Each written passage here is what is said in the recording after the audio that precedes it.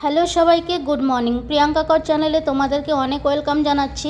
তোমরা সবাই কেমন আছো? আশা করছি তোমরা সবাই খুব ভালো আছো আর আমরাও খুব ভালো আছি।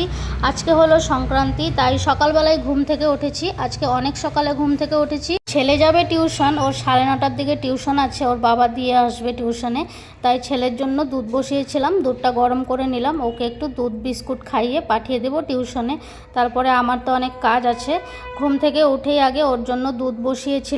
কিছু কাজও করেছি, কাজটা করে দুধটা জাল করে নিলাম, একটু বর্নভিটা গুলিয়ে দিচ্ছি, ওকে দুধটা খাইয়ে টিউশনে পাঠিয়ে দেবো। আর এদিকে চাও বসানো ছিল, চাটাও বানানো হচ্ছে এখানে। চাটা বসিয়ে দিলাম, বসিয়ে রেখে তারপর আমি চলে এলাম একটু ঘর মোছার জন্য। ভাবলাম ঘর দরজাটা মুছেই নিই, মুছে চান করে ঠাকুরকেই সবার ফার্স্টে পুজোটা দেব। দরজার মধ্যে একটু কালার লেগে গেছিলো, বাইরে কাজ চলছিল লিফটের, তখন একটু কালার লেগেছে দরজার মধ্যে, তাই ভাবলাম কালারটা একটু মুছে দিই। এখানে কালারটা আমি মুছে দিচ্ছিলাম, অনেক দিন ধরেই কালারগুলো লেগেছিল, মোছার সময় পাচ্ছিলাম না, দেখতেও পাচ্ছিলাম না, ছোট ছোট বিন্দু বিন্দু কালার পড়েছিল দরজার মধ্যে, তাই একটু কলিং দিয়ে কালারগুলো মুছে দিচ্ছিলাম।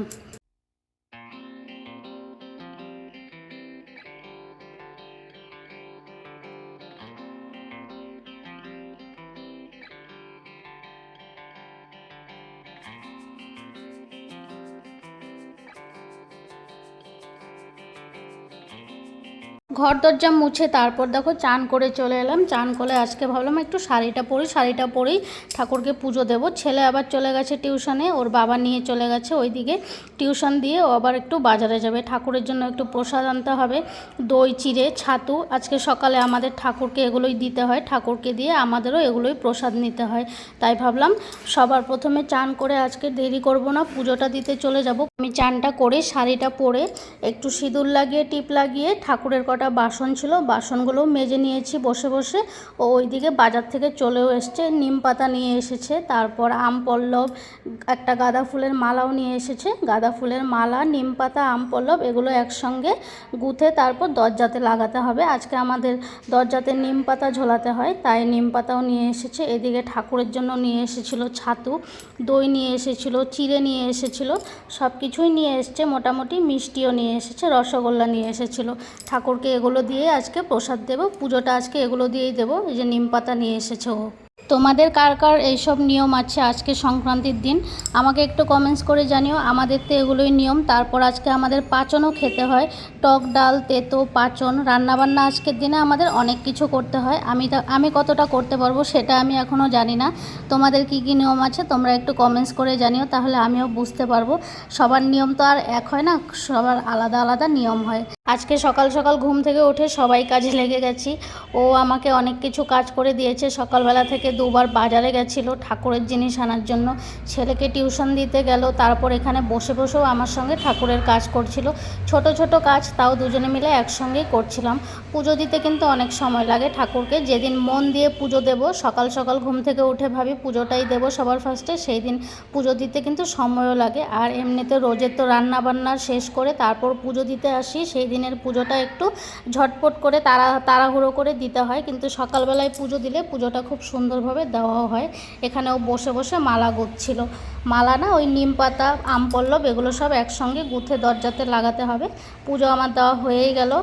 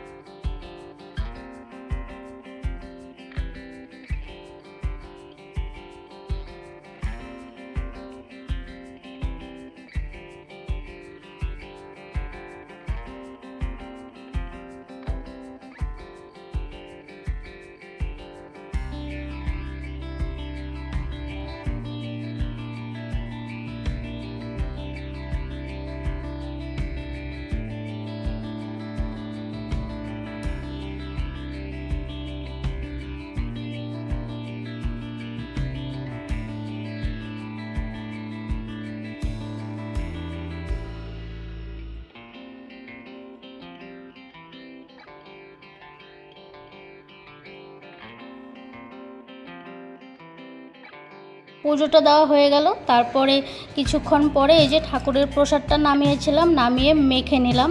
দই চিড়ে ছাতু রসগোল্লা সব একসঙ্গেই মেখেছি। এটাই সকালের ব্রেকফাস্টও হয়ে গেল আর ঠাকুরের প্রসাদ নেওয়া হয়ে গেল। খেয়েও নিয়েছি দুজনে মিলে। ছেলের জন্য প্রসাদ একটু রেখে দিয়েছি, টিউশন থেকে এসে খাবে। তারপর একটু রুমে এলাম। এই যে নাইটি বের করেছিলাম, 4খানা নাইটি। এখানে 2টো নাইটি ছিল, আমার বাপের বাড়ি গিয়েছিলাম তখন মা দিয়েছিল, মা অনেক নাইটি দিয়েছিল, তার মধ্যে 2টো রয়েছে আর 2টো আমার আগের ছিল। তাই ভাবলাম একটা নাইটি আজকে সেলাই করতে দেবো, কালকে যেহেতু পয়লা বৈশাখ, ঘরে নাইটিটাই বেশি পরা হয়, তাই ভাবলাম একটা নাইটি এখান থেকে কাল সকালে পরবো চান টান করে। আর কোথাও ঘুরতে গেলে তো কাপড় আছেই পরার জন্য, তাই নাইটিগুলোই দেখছিলাম কোন নাইটিটা বেশি ভালো লাগছে। তোমরা একটু কমেন্টস করে জানিও এখানে কোন নাইটিটা বেশি ভালো লাগছে। আমার কালো রঙের নাইটিটা খুব ভালো লাগছে, কালো রঙের নাইটিটা মা দিয়েছে, আর আকাশি কালার নাইটিটাও মা দিয়েছে। তোমরা একটু কমেন্টস করে জানিও কোন নাইটিটা সবচেয়ে বেশি ভালো লাগছে। আজকে একটা দেবো সেলাই করতে বিকেলবেলা। তারপরে এদিকে রান্নাবান্নারও ব্যবস্থাই করছিলাম। গিমে শাক, 1 প্লাস্টিক ভরে গিমে শাক নিয়ে এসেছে। এই শাকগুলো এত তেতো হয়, মাথায় একটুকু বুদ্ধি নেই, 1 প্লাস্টিক নিয়ে চলে এসেছে সকাল সকাল। যেই নাকি সবজি খেতেই পছন্দ করে না, ও এতগুলো গিমে শাক নিয়ে এসেছে। আমি সামান্য একটু কেটে ধুয়ে রেখেছি। আর এখানে খেসারির ডাল ভিজিয়ে রেখেছিলাম, সকালেই ভিজিয়ে রেখেছিলাম খেসারির ডাল। আজকে আমাদের খেসারির ডাল খেতে হয় আম দিয়ে। মিষ্টি কুমড়ো কেটে রেখেছি, মিষ্টি কুমড়োটাকে ভাজা করব, আর গিমে শাকটাও ভাজা করব। পাঁচনটা আমি করব না, কারণ পাঁচনটা করতে একটু অসুবিধা আছে, তাই আমি আর পাঁচনটা করলাম না। রান্নাবান্না দুপুরবেলা সব কমপ্লিট হয়েও গেল। আম ডাল করেছিলাম, মিষ্টি কুমড়ো ভাজা, আর গিমে শাকটাকে করেছিলাম আলু বেগুন দিয়ে ভাজা। গিমে শাকটা যখন ভাজা করেছিলাম এতটাও তেতো লাগেনি, আমি প্রথমে ভাবছিলাম অনেক তেতো লাগবে। নিম পাতাও দিয়ে দিয়েছিলাম এখানে, 1-2টো নিম পাতা ধুয়ে ওই ভাজার মধ্যেই, আলু বেগুন ভাজার মধ্যেই নিম পাতাও দিয়ে দিয়েছিলাম। দুপুরবেলা রান্নাবান্না কমপ্লিট করে খাওয়া দাওয়া শেষ করে একটু শুয়েও ছিলাম, একটু রেস্ট করেছিলাম। অনেক সকালে ঘুম থেকে উঠেছি, শরীরটা আর চলছিল না, তারপর একটু রেস্ট করেছি।